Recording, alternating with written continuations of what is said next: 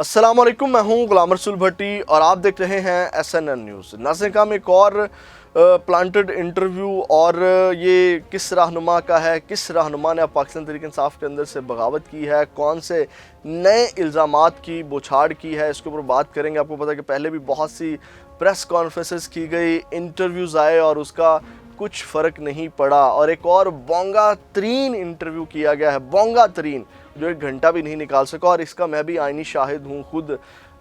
जो वो साहब इल्ज़ामात लगा रहे हैं, मैं इसके ऊपर बेहतर बात कर सकता हूँ। इसके ऊपर बात करेंगे कि अब ये कौन से नए इल्ज़ामात अब सामने आए हैं। और इसके साथ साथ नाज़रीन काम मरियम नवाज़ की गवर्नमेंट ख़तरे में अब पड़ गई है और ख़तरे की घंटियाँ बज गई हैं। बहुत बड़ी तहरीक का आगाज़ होने जा रहा है मरियम नवाज़ की या पंजाब में, और इस हवाले से बात करेंगे कि ये आखिर क्या कौन सी तहरीक शुरू होने जा रही है और इस हवाले से क्या डेवलपमेंट हुई है। और इसके साथ साथ नाज़रीन हम आपको पता है कि मशहूर ज़माना यूट्यूबर गद्दार वतन आदिल राजा बिलाखिर पकड़े गए हैं। वो आखिर किन मामलात में पकड़े गए हैं, कहाँ पे उनको जो है वो आकर के अब मुंह की खानी पड़ी है, इसके ऊपर बात करेंगे। और इसके साथ साथ नाज़रीन का हम सबसे पहले स्टार्ट कर लेते हैं जो आपको पता है इद्दत निकाह केस में पहले भी आपको पता है कि 2 समातें हुई, वकला पेश नहीं हुए, भाग गए। आज फिर नाज़रीन काम जो खावर मानिका हैं और जो उसके वकील हैं रिजवान अब्बासी, वो फिर भाग गए। और ये आपको पता है कि क्यों किया जा रहा है, पहले ईद से पहले, क्योंकि इसका फ़ैसला आ जाना था, बुशरा बीबी ने घर होना था इस केस में, इमरान खान ने भी बरी हो जाना था। इतना ये भोंडा केस है। असल में ये डिलेइंग टैक्ट्स होते हैं, यानी कि केस को लटकाने के लिए वकला इस तरह करते हैं कि जनाब उधर बिज़ी हैं, तबीयत ख़राब है, वहाँ बिज़ी हैं, तो वो नहीं आते। और आज फिर इसी तरह किया गया।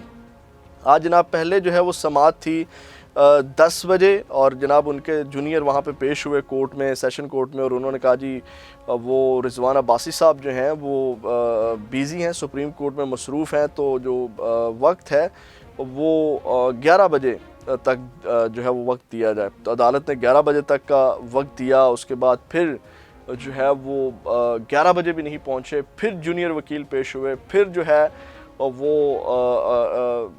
12 से 1 का 11 बजे जो है फिर 12 बजे का टाइम दिया गया और फिर अब जनाब 1 बजे का टाइम दिया गया है, यानी कि फिर भाग गए। और वहाँ पे जो सलमान अकरम राजा थे, उन्होंने कहा, इमरान खान के जो वकील हैं सलमान अकरम राजा ने जज से कहा कि मेरे भी सुप्रीम कोर्ट और हाई कोर्ट में केसेस थे, लेकिन क्यों आपने ये केस हतमी दलाइल के लिए, उन्होंने कहा कि आपने ये केस हतमी दलाइल के लिए मुकर्रर किया था, तो मैं यहाँ मौजूद हूँ। और बुशरा बीबी के वकील जो उस्मान गुल है, उन्होंने कहा कि बहुत अहम नुक्ता उन्होंने उठाया और उन्होंने कहा कि उन्होंने जैसे कहा कि आप रिकॉर्ड पर लाएं ये बात और लिखें कि आज तीसरी बार इस केस की समाअत मुलतवी हो रही है, तो किसकी वजह से हो रही है, कौन भाग रहा है इस केस से।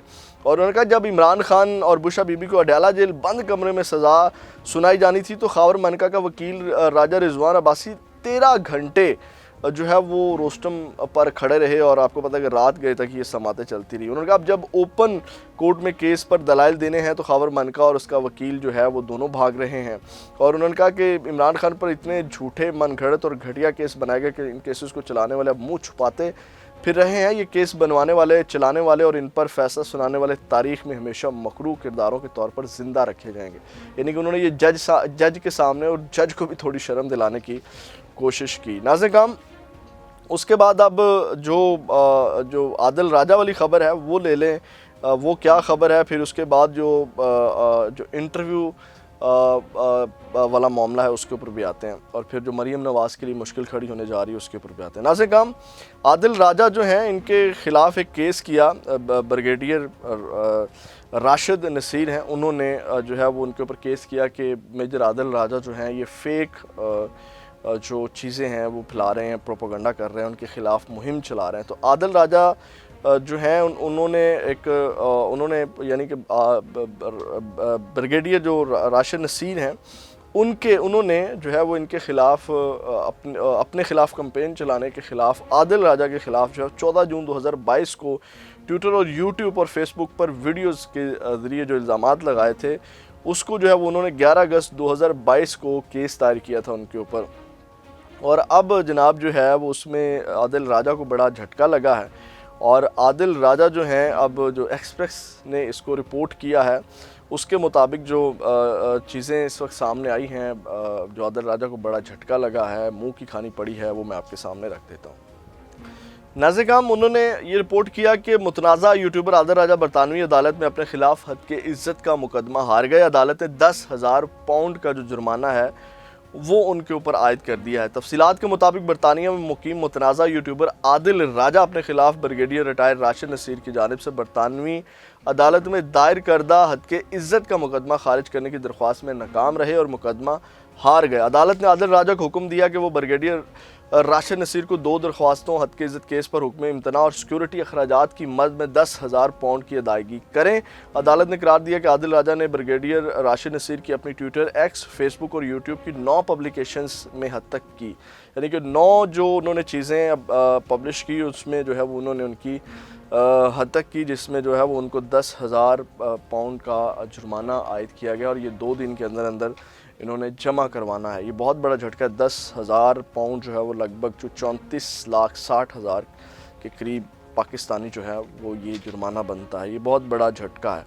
नाज़िर काम, इसके साथ साथ अब आ जाते हैं जो आपको पता है कि ज़िमनी इलेक्शन चल रहे हैं। 21 अप्रैल बरोज़ एतवार को ज़िमनी इलेक्शन होने हैं। कल कोहाट में बड़ी तादाद में शेर अफजल मरवत ने जो है वो लोगों को निकाला और ईद के दिनों में भी आपको पता है पशीन में जो है वो बड़े बड़े जलसे हुए। अब नाज़िर काम, पंजाब के अंदर डिमांड की जा रही थी और पंजाब के अंदर जो पाकिस्तान तहरीक इंसाफ के वर्कर्स हैं, जो सोशल मीडिया एक्टिविस्ट हैं, उन्होंने बड़ा जोर लगाया कि जनाब पंजाब के अंदर से जो है वो आप चीज़ें लेकर के निकले। सबसे पहले तो मैं आपको ये बताऊं, कल शेर अफजल मरवत ने एक जुमला कहा जिसको बड़ा बाय कर रहे थे पाकिस्तान तहरीक इंसाफ के लोग। शेर अफजल मरवत ने कहा कि जनाब पंजाब वालों हमारा इंतज़ार करो और इमरान खान की रिहाई की जो हतमी जंग है वो पंजाब से जनाब होगी और फिर जाकर के इमरान खान की रिहाई होगी। तो ये लॉलीपॉप जो है वो तहरीक इंसाफ वाले बड़े अच्छे से ले रहे थे। वही अगर पंजाब से लोगों ने निकलना है और पंजाब से जब लोग निकलेंगे तो इमरान खान ने रिहा होना है, तो इसकी इब्तदा आप पंजाब से ही क्यों नहीं कर लेते? तो एक बड़ा सवाल है। तो अब नाज़िर काम, बड़े प्रेशर के बाद हमाद अज़हर साहब ने ट्वीट किया और उन्होंने कहा कि पंजाब में 21 तारीख के बाद, यानी कि 21 अप्रैल को जो है वो ज़िमनी इलेक्शन है और उसके बाद जो है वो जलसों की शुरुआत होगी और पंजाब की क़यादत पर मुश्तमिल कमेटी बनाई गई है जो तमाम हिकमत अमली तरतीब देगी। अब सबसे बड़ी बात ये मैं आपको बताऊं कि अभी इन्होंने ये तरतीब देनी है, यानी कि कोई वो प्लान नहीं है इमरान खान की रिहाई का या जलसे जुलूसों का। को ऑलरेडी कोई इनके पास हिकमत अमली नहीं है कि हमने किस तरह चीज़ों को लेकर के चलना है। हमाद अज़हर साहब बड़े अरसे के बाद कल अपने हलके में भी पहुँचे, वापस पंजाब में आ गए हैं। और अब इस कमेटी में नाज़िर काम कौन कौन होंगे, और ये डेफिनेटली जब पाकिस्तान पंजाब के अंदर से मूवमेंट स्टार्ट होगी, जलसे जुलूस शुरू होंगे, तो मरीम नवाज़ के लिए बहुत टफ़ टाइम होगा और फिर मरीम नवाज़ का इम्तिहान भी होगा कि उसकी गवर्नमेंट इनको टैकल कैसे करती है। पहले भी जो एहतजाज 1-2 बार हुए रमज़ान से पहले, वो भी आपको पता है कि काफ़ी पुलिस की जानिब से जो है वो तशद्दुद किया गया, गाड़ियाँ तोड़ फोड़ की गई और उसमें भी जो है वो काफ़ी, यानी कि वो जमहूरी रवैया कोई नहीं आया। दफ़ा 144 नाफिज कर दी गई, गिरफ़्तारियाँ हुई और वही जो 9 मई के बाद एक प्रोसेस चलता आ रहा है, वही चीज़ें जो है वो मरीम नवाज़ की गवर्नमेंट में भी देखने को मिली। अब नाज़िर काम, इस कमेटी में रिहाना डार साहिबा होंगी, मेहरबानो कुरैशी होंगी, ज़रताज गुल होंगी, सिमाबिया ताहिर होंगी, कंवर शोज़िब होंगी, हाफिज़ हामिद रज़ा होंगे, मोहन्नद सिलाही, मेजर ताहिर सादिक, शेख वकास अकरम, मलिक आमिर डोगर, सलमान अकरम राजा, जुल्फ़ी बुखारी, ज़ैन कुरैशी, अहमद चट्ठा, मलिक अहमद ख़ान, मोइन कुरैशी, मियां असलम इकबाल, शौकत बसरा, शबीर कुरैशी, ऑन अब्बास पप्पी, राय हसन, नवाज़ महर, अब्दुल सत्तार, इजाज़ मिनास और शदाब जाफरी, ज़ुबैर न्याजी।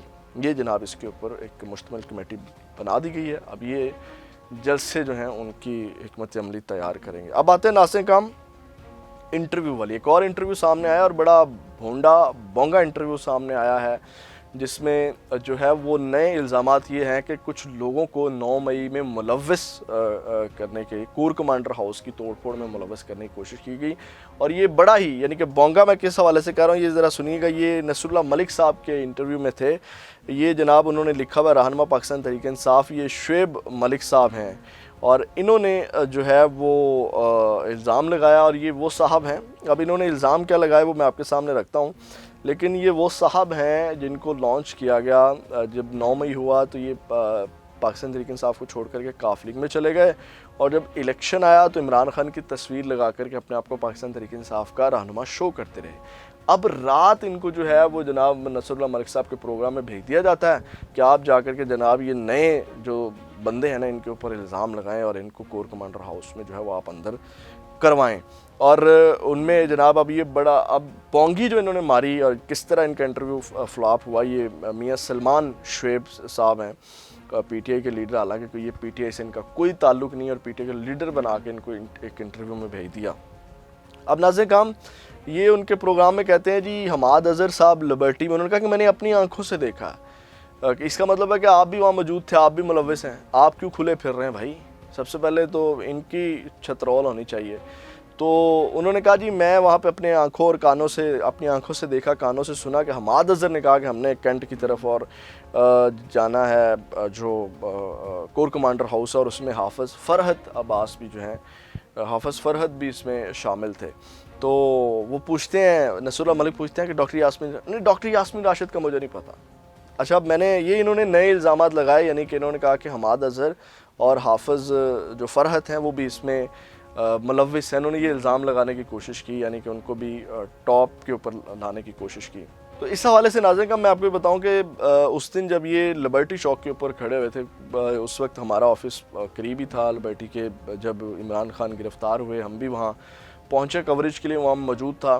तो वहाँ पे शफ़क़त महमूद साहब आते हैं, शफ़क़त महमूद साहब स्पीच करते हैं कि कोर कमांडर हाउस की जानिब जाना है, और वो उसके बाद गायब हो जाते हैं। फिर डॉक्टर यास्मीन राशिद साहबा का जेल रोड वाली साइड से काफ़िला आता है और उसी तरफ वापस कोर कमांडर हाउस की जानिब चला जाता है। यानी कि वहाँ हमाद अज़हर नहीं थे और ना हाफ़िज़ फ़रहत को मैंने वहाँ देखा, और ये साहब इल्ज़ाम लगा रहा है। और डॉक्टर यास्मीन राशिद का जब इनसे सवाल किया गया तो कहते हैं जनाब नहीं, मुझे उनका नहीं पता। हालांकि उस काफ़िले को लीड जो है वो डॉक्टर यास्मीन राशिद साहबा कर रही थी। तो ये इन्होंने एक बोंगी मारी और इन्होंने हमाद अज़हर और हाफ़िज़ फ़रहत को इसमें फंसाने की जो है वो कोशिश की। अब इसमें हमाद अज़हर साहब ने ट्वीट भी किया और उन्होंने कहा कि ये जनाब 420 वोट लेने वाला बंदा है, आज़ाद हैसियत में जो है वो इसका वो जो लिस्ट है उसके अंदर आज़ाद हैसियत में इसका नाम है मियां सुल्तान शुएब का। उन्होंने कहा घबराहट का ये आलम है कि लाहौर के एक नशिस्त पर कुल 482 वोट लेने वाले बंदे से टीवी पर स्क्रिप्टेड इंटरव्यू करवाया गया, और वो बोला कि हमाद अज़हर ने लिबर्टी चौक पर तकरीर करके 9 मई को अवाम को कैंट की तरफ भेजा, पर उस दिन मैं लाहौर में ही नहीं था। ठीक है, हमाद अज़हर साहब ने भी इसकी तस्दीक कर दी और मैंने भी आपको बताया कि मैं वहाँ पे ही था। तो ये नाज़रीन काम बड़े बड़े इंटरव्यूज़, बड़ी बड़ी प्रेस कॉन्फ्रेंसेस पाकिस्तान तहरीक इंसाफ को डस नहीं पहुंचा सकी, पाकिस्तान तहरीक इंसाफ के कारकुनान को जो है वो कह लें कि नहीं इमरान खान के ख़िलाफ़ कर सकी। तो ये इस तरह के भोंडे इंटरव्यू जिसको पता ही नहीं है उस काफ़िले को असल में लीड कौन कर रहा था, तो उसकी बात, और जो आज़ाद हैसियत में 482 वोट लिए हैं जिसने, और जिसका ताल्लुक़ नहीं है पाकिस्तान तहरीक इंसाफ से, उसका बयानिया कौन ख़रीदेगा? तो ये इस तरह की हरकतें करने की नाकाम कोशिशें जो है मेरा नहीं करनी चाहिए। इससे उनकी अपनी तज़हीक होती है जो ये काम करवाते हैं, या उनका जो मेंटल लेवल है वो खुल कर के सामने आता है कि वो कितने जहन के मालिक हैं। अपना फीडबैक ज़रूर दीजिएगा, अपना बहुत ज़्यादा ख्याल रखिएगा। पाकिस्तान जिंदाबाद।